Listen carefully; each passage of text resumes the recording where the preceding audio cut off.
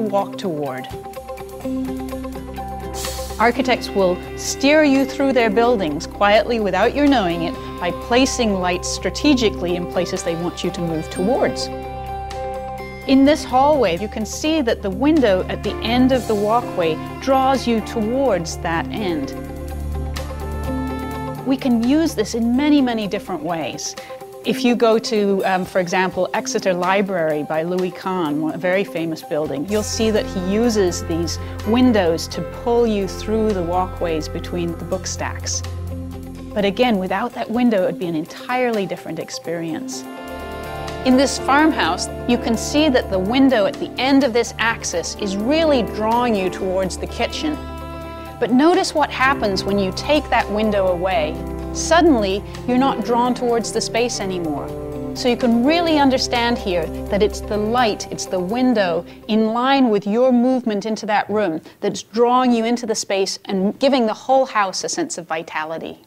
I actually used this principle of light to walk toward in the house I designed in Vermont to help move the homeowners through the master bedroom suite and into their master bathroom. I used a window at the end of each of these pieces to steer them through and make it into a beautiful experience.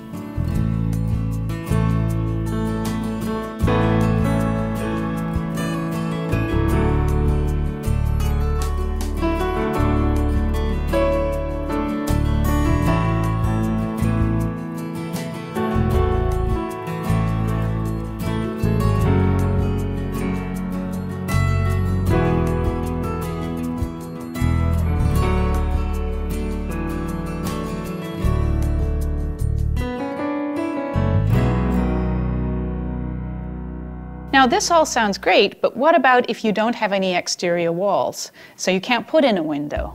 Well, that's often the case. There's an easy solution. It probably costs $300 to do. Put a lighted painting at the end of the hallway if it's not an outside wall, and suddenly the experience of moving down that hallway is entirely transformed. This is a very inexpensive way to make this principle of light to walk toward work. That's probably the most effective $300 you will ever spend.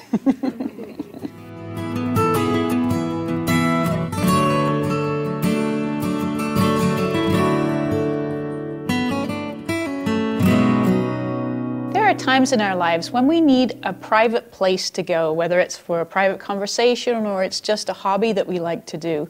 And it's amazing how few houses actually offer us that option.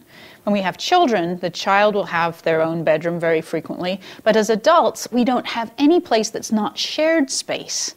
So what I'm here to encourage all of you to do is to carve out a small niche of space that's a place of your own.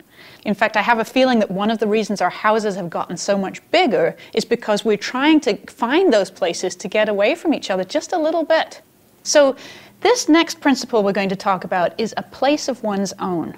I want to ask you first, before we get into it, what do each of you do? Where do you go in your houses when you want to be private? Well, for me, I really love to paint, but there's just no space for it. So it's rare that it gets to happen. Right, yeah. I like to decoupage, but I don't have any room, so the only place I have room is in the laundry room, which isn't exactly inspiring. Right, right, absolutely. The only space I have of my own is under the hood of my car. And that's where I retreat to every Saturday morning.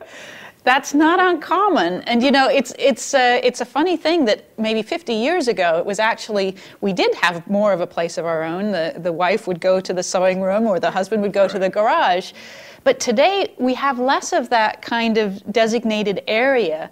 And so it's really something that's very much needed.